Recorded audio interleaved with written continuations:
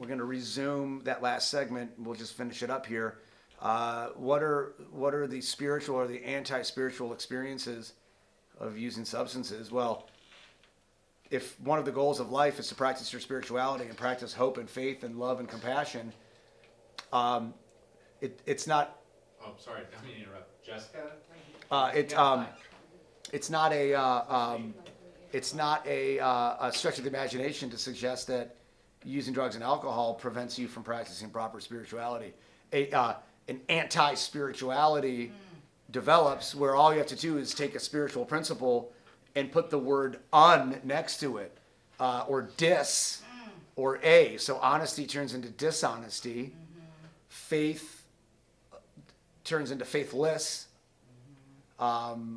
Integrity turns into disintegration, fracturing. Functionality turns into dysfunction. The list goes on and on. What's the opposite of compassion? Hate. Disinterest. That might be even more fantastic. Apathy. Spirituality is our zest, our energy for life, our fuel for life. So you see a lot of people who are running on empty coming into this group, running on fumes. Thank you. Survival turns into basic survival. So listen, that's some might say that's a pretty grim discussion. Like, holy God, I mean, like here we are, we're on fumes and we're faithless and hopeless and all the rest. Yeah, those are the experiences of late stage drug addiction. They call that end of the line. They call that rock bottom. The great myth of substance use disorder and the biopsychosocial spiritual way of life of using drugs is that once you hit rock bottom, that's it. You are either going to die, you're going to go to jail, or you're going to be institutionalized. So you're at some great crossroads. Well, that's not really true. I know people who have lived at rock bottom for decades. I myself, I lived at a rock bottom state. Rock bottom, my colleague says it's when you stop digging. I was at that bottom. I was at the bottom of that hole for 10 years at least. It's a miracle I survived. But rock bottom didn't force me to make any real decisions. I was like a leaf on the wind or a twig in the stream, just being buffeted around without any rudder whatsoever. So the experience of late stage addiction is one of rudderlessness,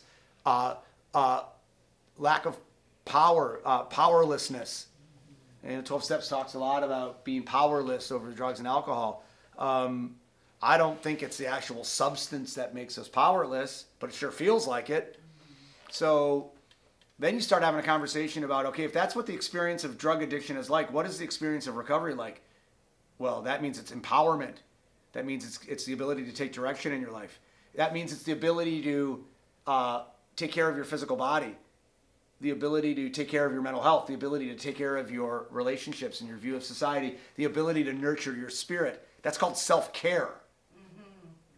Okay. So the experience of addiction is a gradual descent into self-harm. Very few people come into this group in tip-top physical shape.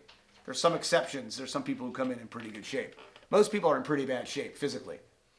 They're not taking care of themselves. It's very difficult to take care of yourself physically when you're using drugs and alcohol at that level. It's very difficult. Not impossible. And that's the myth of functionality. Oh, I'm in good shape. Okay. See how long that lasts. The friend you speak to, can't imagine she can keep that up forever.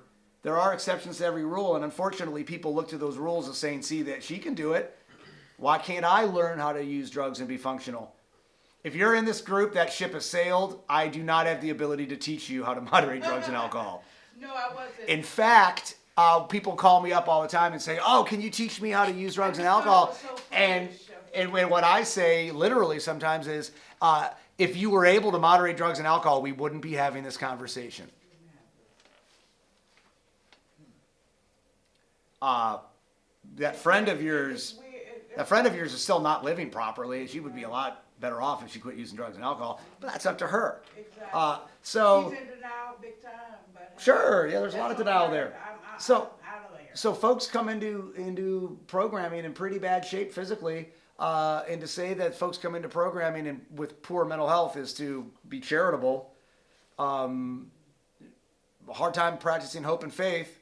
Lots of anxiety, lots of depression, lots of OCD, lots of paranoia, lots of emotional flooding, lots of hopelessness, lots of depression, and there are underlying conditions, but the very act of using drugs and alcohol exacerbates that, and we call that self-harm. It's not taking care of your mental health. Folks come into programming, very few folks come in with really strong, meaningful relationships across the board. If you still did, then you're probably not late stage, and I would say, well, just wait because it'll happen. But most people I work with are at the end of the line, and their relationships are either totally dysfunctional because all they know are other drug addicts and other trauma survivor types who aren't taking care of themselves, and the meaningful relationships are either breaking or are broken. And that is a lonely, desperate feeling. So that's self-harm on a social basis. And if drugs and alcohol compel you or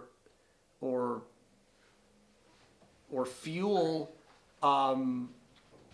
antisocial behavior like driving around drunk or starting fights or getting buck wild and yelling and screaming at people for no reason whatsoever, or isolating, then that is also social self-harm. And then, of course, the spiritual piece we've already talked about.